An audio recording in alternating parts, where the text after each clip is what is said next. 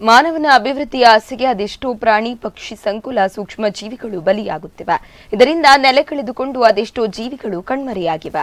ಆದರೆ ಪ್ರಾಣಿ ಪಕ್ಷಿಗಳ ಮೇಲೆ ಕಾಳಜಿ ಇಲ್ಲದವರು ಇಲ್ಲ ಎಂದಲ್ಲ. ಅದೇ ರೀತಿಯಲ್ಲಿ ಇಲ್ಲೊಂದು ದಂಪತಿ ಪಕ್ಷಿಗಳು ಗೂಡು ಕಟ್ಟಲು ನೆರವಾಗುವ ಮೂಲಕ ಪಕ್ಷಿ ಸಂಕುಲದ ಅಭಿವೃದ್ಧಿಗಾಗಿ ಸಹಕಾರಿಯಾಗಿದ್ದಾರೆ. ಈ ಕುರಿತ ಒಂದು ವರದಿ ಇಲ್ಲಿದೆ.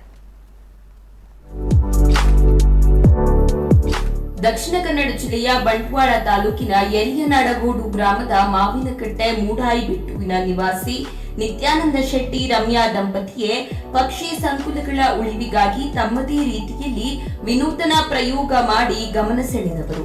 ಇವರು ತಮ್ಮ ಮನೆಯ ಪರಿಸರದ ಸುತ್ತಲೂ ಬೆಟ್ಟ, ಗುಡ್ಡ, ಕುರುಚಲು ಪೊದೆಗಳಲ್ಲಿ ಪಕ್ಷಿಗಳಿಗೆ ಗೂಡು ನಿರ್ಮಿಸಿ ಸಂತಾನೋತ್ಪತ್ತಿಗೆ ಸಹಕಾರ ನೀಡುತ್ತಿದ್ದಾರೆ.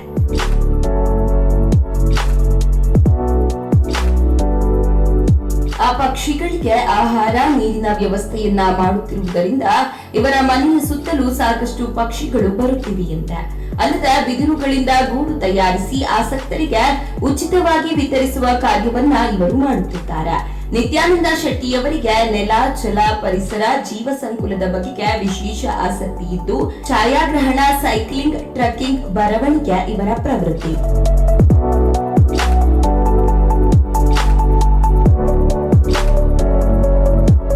ಅಳಿವಿನಂಚಿನಲ್ಲಿರುವ ಪಕ್ಷಿ ಸಂಕುಲಗಳ ಉಳಿವಿಗೆ ಸಸ್ಯರಾಶಿಗಳ ಮಹತ್ವ ಜಾಗೃತಿ ಕಾರ್ಯಾಗಾರದ ಒಂದು ಶೀರ್ಷಿಕೆ ಅಡಿ ನಾವೊಂದು ಪ್ರತಿ ಶಾಲೆಗಳಲ್ಲಿ ಕೂಡ ಒಂದು ಉಚಿತವಾಗಿ ಕಾರ್ಯಕ್ರಮವನ್ನು ನೀಡ್ತಾ ಇದ್ದೇವೆ. ಅಲ್ಲಿ ಪ್ರಾತ್ಯಕ್ಷಿಕೆಯನ್ನು ಕೂಡ ಕೊಡ್ತೇವೆ, ಉಚಿತವಾಗಿ ಒಂದೊಂದು ಮಣ್ಣಿನ ಪಾತ್ರೆಯನ್ನು ಕೂಡ ಕೊಡ್ತೇವೆ.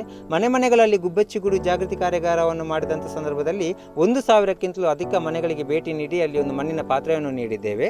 ದಕ್ಷಿಣ ಕನ್ನಡ, ಉಡುಪಿ ಜಿಲ್ಲೆ ಹಾಗೂ ಬೆಂಗಳೂರಿನ ಕೆಲವು ಶಾಲೆಗಳಲ್ಲಿ, ಬೆಳಗಾವಿಯಲ್ಲಿ ಕೂಡ ಮಾಡಿದ್ದೇವೆ. ಉತ್ತರ ಭಾರತಕ್ಕೆ ಹೋದಂತಹ ಸಂದರ್ಭದಲ್ಲಿ ಪಯಣದ ಜೊತೆ ಗುಬ್ಬಚ್ಚಿಗೂಡು ಕಾರ್ಯಕ್ರಮವನ್ನು ಕೂಡ ಪಕ್ಷಿ ಸಂರಕ್ಷಣೆ ನಮ್ಮೆಲ್ಲರ ಹೊಣೆ ಎಂಬ ಶೀರ್ಷಿಕೆ ಅಡಿ ಮಾಡಿದ್ದೇವೆ.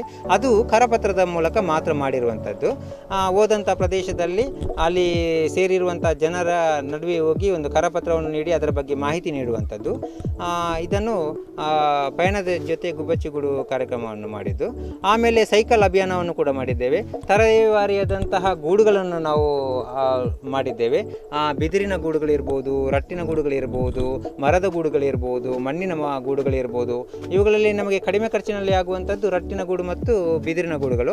ಅವುಗಳನ್ನು ನಾವು ಜಾಸ್ತಿಯಾಗಿ ಜನರಿಗೆ ನೀಡ್ತಾ ಇದ್ದೇವೆ, ಬಿದಿರಿನ ಗೂಡುಗಳನ್ನು. ಹಾಗೆಯೇ ಬೇಸಿಗೆ ಕಾಲದಲ್ಲಿ ನೀರನ್ನು ಇಟ್ಟು, ಮಳೆಗಾಲದಲ್ಲಿ ಗಿಡಗಳನ್ನು ನೆಟ್ಟು ಪಕ್ಷಿಗಳ ಪಾಲಿಗೆ ನಾವೆಲ್ಲರೂ ಆಪದ್ಬಾಂಧವರಾಗಬೇಕು ಅನ್ನುವಂಥದ್ದು ಚಿಂತನೆ.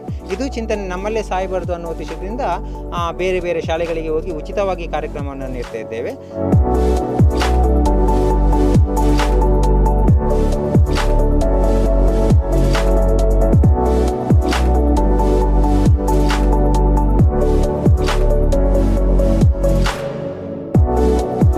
ಕಳೆದ ಹಲವಾರು ವರ್ಷಗಳಿಂದ ನಿತ್ಯಾನಂದ ಶೆಟ್ಟಿ ರಮ್ಯಾ ದಂಪತಿ ತಮ್ಮ ಮನೆಯ ಅಂಗಳ ಮತ್ತು ಮನೆಯ ಸುತ್ತಮುತ್ತಲಿನ ಪರಿಸರವನ್ನ ಪಕ್ಷಿಗಳ ಆವಾಸ ಸ್ಥಾನವನ್ನಾಗಿ ಪರಿವರ್ತಿಸಿ ಮಣ್ಣಿನ ಮಡಿಕೆಗಳ ಗೂಡುಗಳು ಇಟ್ಟು ಕಾಳುಗಳು, ನೀರು ಒದಗಿಸಿ ಪಕ್ಷಿ ಸಂಕುಲದ ಉಳಿವಿಗಾಗಿ ತಮ್ಮದೇ ರೀತಿಯಲ್ಲಿ ಪ್ರಾಮಾಣಿಕ ಪ್ರಯತ್ನ ನಡೆಸುತ್ತಿದ್ದಾರೆ.